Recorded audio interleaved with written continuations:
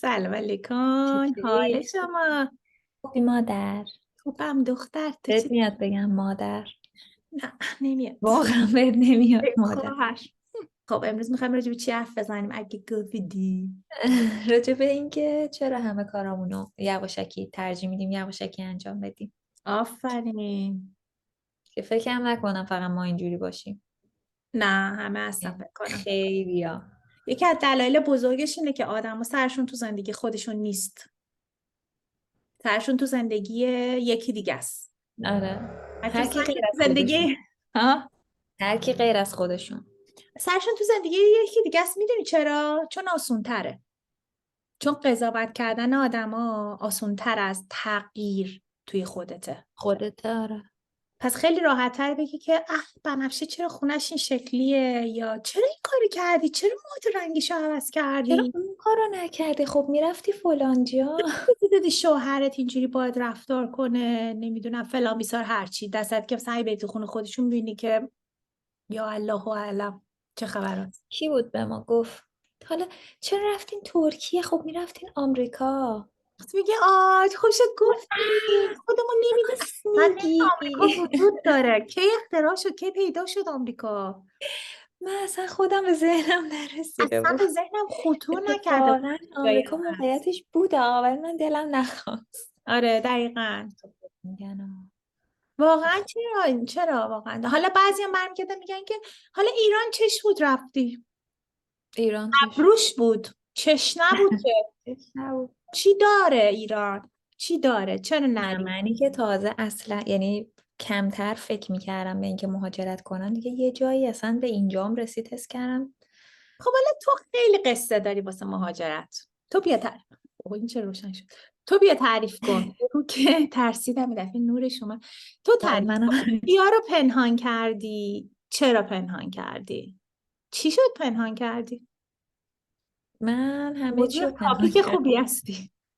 آره نمونه خوبی از پنهان نمونه کاری. خوبی از پنهانکاری. البته من که میدونستم، ولی حالا نه نه همشو، تو که ولی میدونی حالا تو یه فرق مقدارش رو میکنه. بیشترش رو میدونستم. ولی چرا آره. مجبور شدی به همه اعلام نکنی داری میری؟ من اون نظراتی که میاد یا اون انرژی منفیایی که میاد یا مثلا آدما ترسای خودشون هم به تو انتقال میدن. مثلا خودش میترسه از اینکه مهاجرت کنه، میگه حالا مثلا که چی سخته، میری اونجا کار نمیتونی پیدا کنی، میری اونجا بدبخت میشی، مجبور میشی برگردی. میان این مدلی میگن چون همون ترسایی که خودشون تو دلشون دارن و شاید اصلا به ذهن تو نرسیده باشه رو بیان میکنن، میکارنش تو ذهن تو. خیلی ها اصلا ناخواسته نه اینکه بخوان به تو آسیب بزنن، حرفای خودشه داره به تو میزنه. بعد اصلا دلم نمیخواست که ترسای یکی دیگه به من انتقال پیدا کنه. یکیش این بود، یکیش خیلی هم میان احساس گناه میدن. مثلا میری مثلا بابا تنها بمونه، مثلا مگه کیا رو تو ایران داری اونا تنها بمونن، احساس گناه میدن به آدم. باز اونم من نمیخواستم بشنوم. یا ترکیه میخوای بری؟ دقیقا همین که چرا آمریکا نمیری؟ آخه مثلا ترکیه چه فرقی با ایران داره؟ یا اونجا هم که خیلی تورم داره.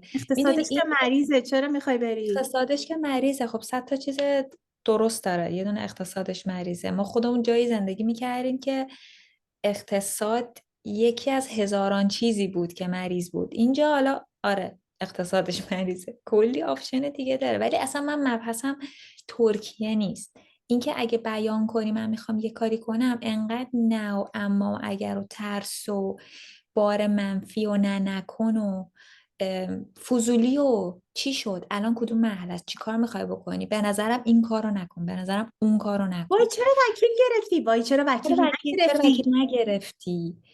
خونه میخوای کجا بگیری؟ نه اون ور نگیر این ور بگیر. من اصلا حال و حوصله، مثلا توی یه دوره‌ای بودم که وای، حال روحیم اصلا خوب نبود. توانایی شنیدن هیچی نداشتم، یعنی فقط میخواستم کارم رو انجام بدم و اینکه من سریع انجام میدم. یعنی یهو که طول میکشه تصمیم بگیرم، یهوه. یعنی مثلا در عرض 5 روز مهاجرت کردم. اگه بخوام بیانش کنم، بیشتر طول میکشه دیگه، چون اون حالت تهاجمین برای تغییر کردن سرعتش کم میشه با حرفا. برای همین به هیچکی نگفتم، فقط تو میدونستی.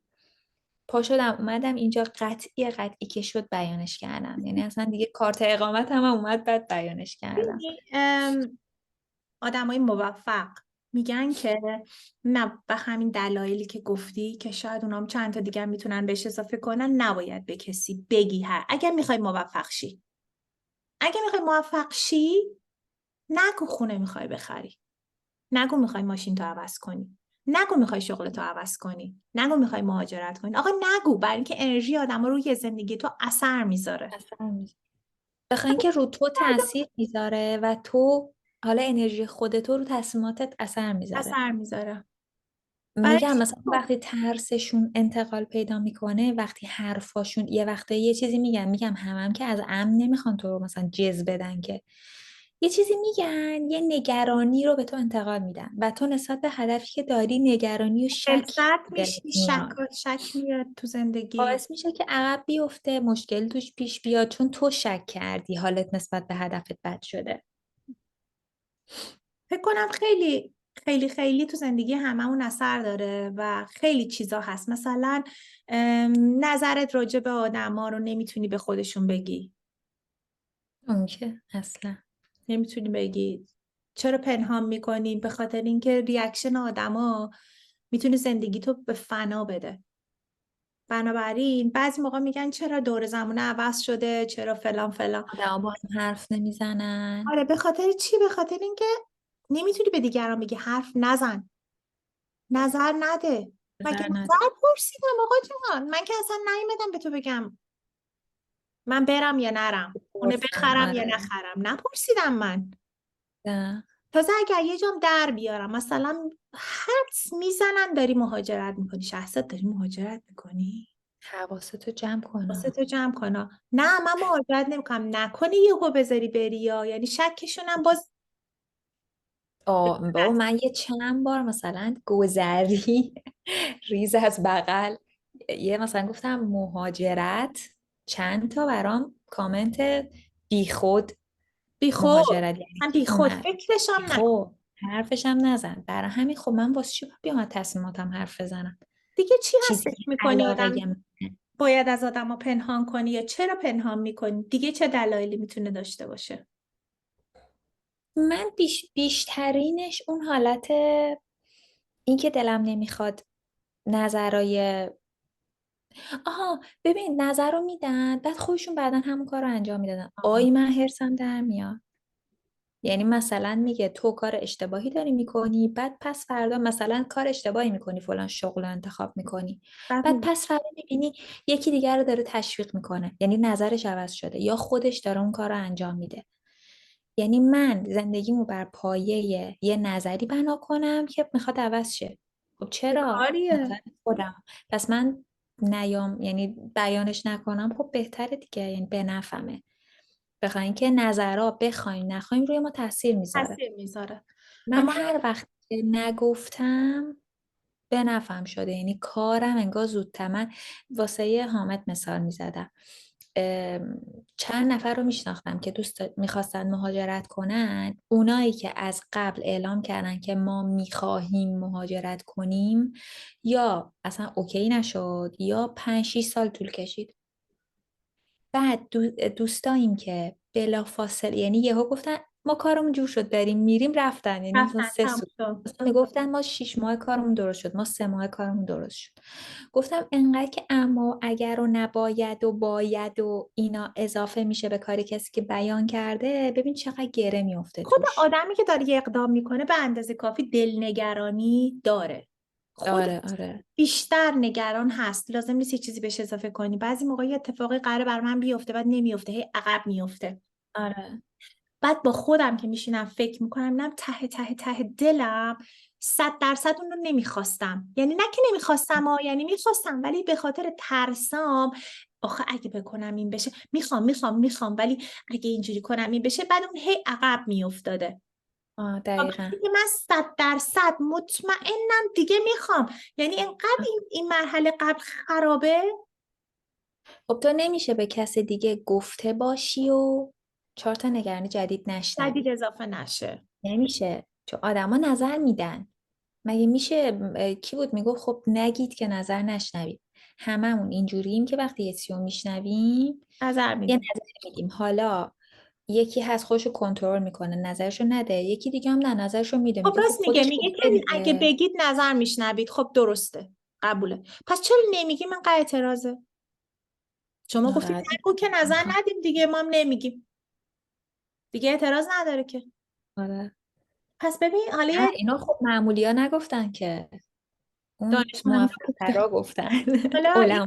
با مزه، من یه دونه قصه شنیدم که به نظرم خیلی جالبه واسه یه ایراد گرفتن آدما. یعنی که واقعیت اینه که آدما هیچی خودشون بلد نیستن و اگه دقت کنی مثلا یه وکیل نمیاد راجع به کارای تو نظر بده، چون که وکیل واسه حرفاش ارزش قائله. پول ازت میگیره بری که بهت یه چیز کوچولو بگه. آره آره. آدمایی که هیچی راجع به اون موضوع نمیدونن حتما نظر میدن. مثلا اگه یه نفری تو کار فروش و بیزینسه، محاله به تو ادوایس مجانی بده. آره تو باید پول بدی تا نظر بپرسی، چون برای خودش تجربیاتش و چیزی که آموخته و تجربه کرده ارزش قائله. به تو مجانی نمیده چون میدونه که اینا ارزشمنده. اما آره. هر کسی راجع به فروشگاه به تو نظر میده. نظر چرا اینو میده. میفروشی؟ گرون میفروشی؟ بارتو چجوری گرفتی؟ بیخود گرفتی؟ این تولید کننده بده، اون آره کننده بده، اینی که آوردی تو مغازه مارکت نداره. الو بلو بل. یعنی این که پس تو باید یادت باشه راجع به رژیم نمیری از بقال کوچه بپرسی. آره. رژیم میخوای بگیری از مربی، کسی که تجربه داره. خونه میخوای بخری، باید بری از کسی که تو کار مشاوره مشاور آره. خونه است بپرسی، نباید بابات بگه. آره بعد اگه نگاه کنی کی به تو ادوایس میده، میفهمی باید گوش کنی یا نکنی. اگه یکی مثل من که مهاجرت کرده به تو یکی ادوایس میده، حداقل میتونی یه ذره گوش کنی، چون خودم آره. چشیدمش. تجربت اما کرد. 100% نیست هنوز. این نظر البته چون شخصی تو من من. نیستی، تو اخلاق منو آره نداری. نداریم، ولی نظر شخصیمه یا مثلا تجربهمه بهت میگم این تجربه منه. اما اگه یکی که تو ایرانه و تا یه جای شمال رو نمیگم چون همه رفتن، تا جنوب خودش تنها نرفته، تا کردستان تنها نرفته، تا یه دونه کوهنوردی تنها نرفته، نمیتونه به تو بگه مهاجرت کنی یا نکن. دنیا نکن. تو آره. باید نگاه کنی کی نظر میده. یه دونه باز قصه بود میگفت یه خانوم یا آقای هرچی نقاش میره پیش استادی نقاشی یاد میگیره، بسیار زیبا و هنرمنده. استادش میگه تو دیگه همه چی بلدی، برو و خلاقیتتو به خرج بده و استفاده کن، تمام تکنیکا رو میگه. اینم یه تابلوی خیلی قشنگ میکشه میبره میذاره تو خیابون، یه قلم قرمزم میذاره، میگه به مردم بیاین بگین کجاش ایراد داره. نقاشی تا آخر روز پر میشه از زبط. اوه. دقیقا. طرف برمیگرده به استادش میگه تو من گفتی تو عالی هستی، ببین چقدر زبط. میگه یه بار دیگه همون نقاشی رو بکش، این دفعه قلم و رنگ بذار، بگو هر کی اشتباه دید درستش کنه. آه. دیگه هیچکی بهش دست نمیزنه. میگه دیدی مردم بلدن انتقاد کنن ولی خودشون بلد نیستن درست کنن، پس به همین درست کن. ملت آره. گوش نده. کار خودتو بکن. باید ببینی کی میخواد خط قرمز بکشه. دقیقا راجع به همه چیه، راجع به ازدواج هست، راجع به کار هست. مثلا میگم تو حتی بخوای انتخاب رشتم کنی، هم. باید مثلا رشته یه مورد علاقه تو هنره، باید بری با کسی صحبت کنی که هنر خونده، اونم نه با یه نفر، با چند نفر سلیقه‌های مختلف، کسی که تجربه انتخاب هنر رو داشته باشه. نه اینکه همینجوری بشینی با نوه عمه فلانی صحبت کنی اونم بگه نه به نظرم بازار کاره. حالا کی از همه بیشتر دخالت میکنه؟ والدین دیگه. والده و اطرافیان، عمه، چون خاله، آخه دایی. اون جمله فیلم رو کاش یادم بیاد، میگفت تو خانواده بدترین کارها اه، با نیت خوب انجام میشه. انجام میشه. مثلا یه یعنی مادری با که خودش نیت این که تجربه من نداره، نگرانتم، با نیت این که من نگرانتم و قصدم محافظت از توه، بدترین کارا رو میکنه. برای کمک خودت میگم کردن. شهرزاد. من برای خودت میگم، برای من به خودت فکر میگم، من به میگم، برای فکرتم، من به خودت. صلاحت میگم. مثلا تو میخواستی هنر بخونی، من میگفتم من برای خودت دارم میگم. الان دانشگاه آره، شهید بهشتی کنارش بهتره. برو. در کنارش آره کار هنری ادامه بده، چون که آدم شهید بهشتی رو ور نمیداره بذاره کنار، مثلا بره دانشگاه غیر انتفاعی هنر بخونه مثلا. آره آره. و این نقصای منه، چیزایی که من آرزو داشتم، چیزی که من ام. میخواستم بشم من نشدم. حالا میخوام زوری تو بشی، در صورتی که تو یک انسان منحصر به فردی با آره. خصوصیات و خلاقیت ها و هر چی که خدا برات آفریده، تو نباید من بشی، تو باید دکتر خودت شکوری باشی. میگفت یه سقف شیشه‌ای بالا سر بچه‌ها هست. اون سقف شیشه‌ای آرزوهای مادر پدره که برای خودشون بوده و بهش نرسیدن، ولی چیزایی که مثل من اون نرسیدم، سقف بالا سر بچه هاست. چیزایی که من نرسیدم به خاطر این بوده که پدر مادرم یه چیزی از من خواستن و من نرسیدم به خواسته های قلبی خودم. تو این سن پشیمونم. من تو رو از یه سری چیزا من کردم که محافظت کنم، نذاشتم تو رشد کنی.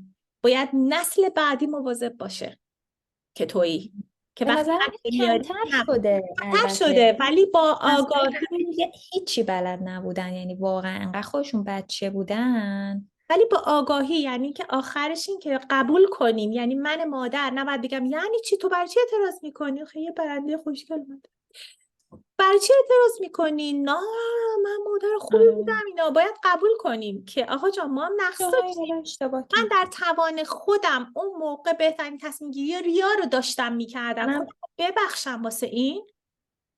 باید بگیم مثلا خب دیگه منم داخل اولین بارم بوده مادر مادر شدم. شدم، ولی حداقل یه جا استابش کنی آقا جان دیگه الان بچه 18 سالت شد، میفهمیم که تو بچگی پدرشو در بردی. استاپ، حالا استاپ، حالا نبود کجایی، شب زود بیا اینجا، نخواب خونه دوستت، نرو این دوستت خوب نیست، اون دوستت بده. بچه پنهانکاری میکنه، چون هر انسانی هر کاری دلش بخواد میکنه. تو میکنم. میدونی، من میدونم، ایکس میدونه، ایگرگ میدونه، هر کاری دلمون خواسته کردیم. آره هر کم بابا. هر چی گفته ما کردیم. پس اگه نمیخوایم دروغ بشنویم، من یه دفعه شهریار اول رفته بود، کوچولو بود، 14 سالش بود، یه ذره مثلا شدم زود بیا و اینا، گفت مامان تو پیش منی؟ بچه کوچیک 14 ساله. گفتم نه. گفت من میتونم برم هر جای، گوشم جواب نمیدم، بعدا من میگم نرفتم. راست دوست داری میگه. دروغ بشنوی ادامه بده، اگه دوست نداری دست از سرم ورده، تو که اینجا نیستی من کنترل کنی. تموم شد. من دیگه همینه، من یه نمی‌پرسم. جاهایی که حس میکردم آدم اعتماد ندارن یا با مثلا نگرانیشون دارن منو محدود میکنن نمیگفتم. یعنی من واقعا میتونم بگم اکثر چیزای زندگیمو نگفتم. حالا کلا آدم درونگراییم، آدم خیلی حرف بزنی نیستم از تصمیماتم، از احساساتم اینا، ولی اکثر کارهایی که تو زندگیم کردم و قبلش نگفتم، انجام دادم، تموم شده. حالا یا بعدش فهمیدن یا حتی نفهمیدن. یا نفهمیدن یا گفتن آفرین. یا خب برام حالا جالبه اون کاری که فکر میکردی بکنی، میخوام پدرتو درم، وقتی میدن دیگه کردی تموم شده، میگن حالا دیگه گذشته ها گذشته، اشکالی نداره. اگه کاری رو که اونا گفتن نکن تو هم نکردی، بعدن گفتی شما گفتید نکن و زندگی من خراب کردی، میگن ما گفتیم نکن، میخواستی تو بکنی. میکردی. بعد اصلا یاد کسی نیستا. میگن ما من نگفتیم نکن. به خدا من چند وقت پیش داشتم واسه بابا هی خاطره تعریف میکنم. بابا یادت مثلا بچه بودم اینجوری گفتی اونجوری گفتی. نه. اه. من میگم اه، مثلا جالب بود براش. حالا خب بعضیا میگن نه من نگفتم. مثلا من نگفتم. میگم که من آره. میخواستم هنر بخونم، مثل میگم، مالی قصه واقعی نیست، ولی مثلا میگم من میخواستم هنر بخونم، مامانم گفته حق نداری هنر بخونی، حتی بابام گفت، حالا روحش شاد. و بابای من ممکن اگه زنده بود میگفتش که من نگفتم نخون. آه. من گفتم که بهتره پزشکی بخونی، من نگفتم حق آره. نداری هنر بخونی. نداری. آره. اینجوری میگن، یعنی قبولم نمیکنن. تازه اگه نمی‌کنه. خیلی باحال باشن میگن خب ما گفتیم، میخواستی بخونی، خب میخواستی بگی من میرفتی. میخوام برم. دخترم اصرار میکردی، ما فکر اصرار کردیم تو میکنی. خودت هم شک داری، خواستیم بهت یه سری پیشنهادات آره. اعلام. حالا ببینیم چالش بذاریم، ببینیم که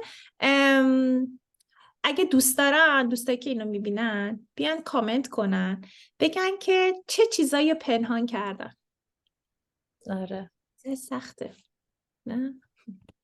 خب خب آخه پنهان کردن تمام شده رفته. خب رفته دیگه ولی دیگه. از نتیجهش خوشحالن که مثلا پنهان دوست کردن. پسر رو اکثرا پنهان کردن، مسافرت رو اکثرا پنهان کردن، شمالایی که رفتن و پنهان کردن. خب من شمالایی که میگم رفتن چیزی رو که پنهان پنهان کردن. کردن و تموم شده دیگه، الان دیگه زایه بازی در نمیاد، آبروریزی نیست. آره دیگه آره قصهش گذشته و حال میکنن که پنهان کردن. آره آره خوشحالن که این کار کردن ولی به کسی نگفتن و کامنت کنن آره. ببینیم چیه. بعد میتونیم ازش قرعه کشی کنیم، جایزه بدیم. به خدا من. چیه حال میده. آره آره میدونی آره همه خاطره رو بخونی و یه قرعه کشی کنی، یه جایزه خوب برشون بفرستی. آره باحال میشه. باحال میشه. ببندیم اینو، شد فکر کنم آره 20 آره دقیقه که طولانی نشه. موضوع بعدی. عالی. فعلا خدافظ فعلا همگی. خدافظ. یادتون نره بنویسینا، جایزه داریم.